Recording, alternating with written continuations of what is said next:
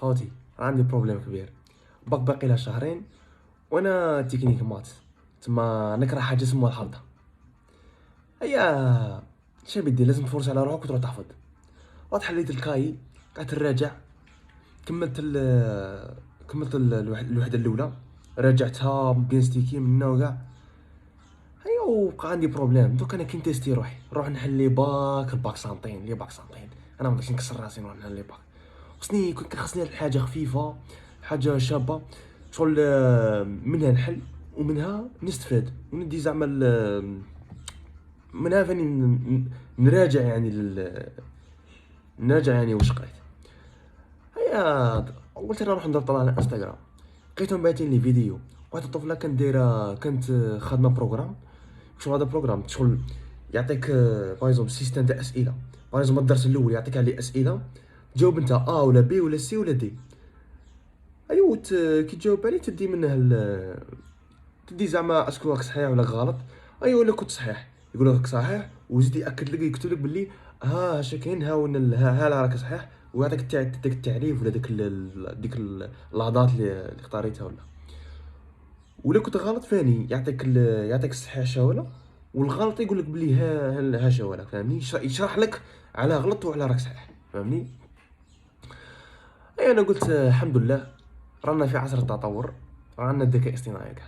قلت انا علاش نروح ندخل البروغرام تاعها. هذا البروغرام تاعها كان دايرتها بدراهم، كان دايرتها 50,000 درهم.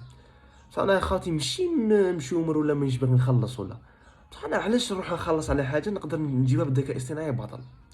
رحت دخلت جيميل، رحت دخلت ماشي جيميل، رحت دخلت جوجل، كتبت تيست تاريخ والجغرافيا بكالوريا 2026 مقترحات ولا حاجه كيما هكا. دخلت لقيته عطاني اسئله. هايدي تناظر معاه الاي اي تاع جوجل، تناظر معاه وكاع. قلت له دير لي تيست، خدم لي تيست شباب شايله بالاسئله. ما كانش شغل، ما كانش براتيك. فاهمني؟ لازم انت تكتب بالبا، لازم تكتب الف، لازم تكتب الاجابه الف، الاجابه با. فاهمني؟ وانا نبغي حاجه براتيك، ما نبغيش حاجه ثقيله. هيا قلت لك كتب لي برومبت احترافي، شغل اللي يخدم لي الاسئله تاع قلت لك شغل برومبت احترافي نعطيه جيميناي. هذاك جيميناي يخدم لك شغل البروغرام. يولي باغ اكزومبل كل ما نعطيه داك الاسم، كل ما نعطيه داك الاسم يخرج لي داك البروغرام، ونبدا نجاوب على الاسئله. والاسئله كل خطره تتبدل. فاهمني؟ وهذا برومبت راه عندي. فاهمني؟ راني بنعطيه لكم تما دوك نوريكم الطريقه كيفاش ترفده وتحطها في جيميناي. نوريكم زعما البروغرام زعما كي داير. اوكي خوتي، ها وين درك راني داخل على النوشن، وغادي ها وين برومبت غادي نخليه لكم في الديسكريبشن. فهمني؟ ايوا وانت تنسخه وتحطه.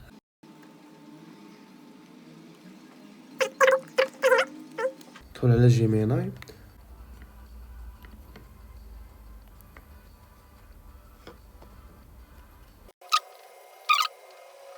غادي يخرج لك ها وين تجاوب. غادي يجاوبك تكتب له حوله لي كوايز، زعما اسئله تاع ا بي سي دي اف جي مش خاصي بالعربيه. دير ارسال، غادي يبدا يقرا فيه يحلل فيه. ولي خرج دير له فتح، غادي يدخلك هنا في الويب سايت. وين خرج لك هنا تبدا تجاوب على صحيح ولا خطأ. ديجا نعطاني كيف يمكن تفسير مشروع مارشال اقتصاديا من منظور مبدأ ترومان للاحتواء الاستراتيجي. صح. محاولة صريحة لاستقطاب الاتحاد السوفيتي نحو الرأسمالية. تطبيق من منظور مبدأ ترومان للاحتواء الاستراتيجي. تطبيق عملي لمحاصرة الشيوعية من خلال الانهيار الاقتصادي لأوروبا منهكة. تعويض مالي للدول الحلفاء متضررين من الحرب العالمية حصرا. أداة مالية. ها هنا قادر فين يعطيك الهنت، شغل يعطيك مساعدة. ركز على الهدف السياسي الايديولوجي المخفي وراء تقديم حزب المساعدات المالية الضخمة.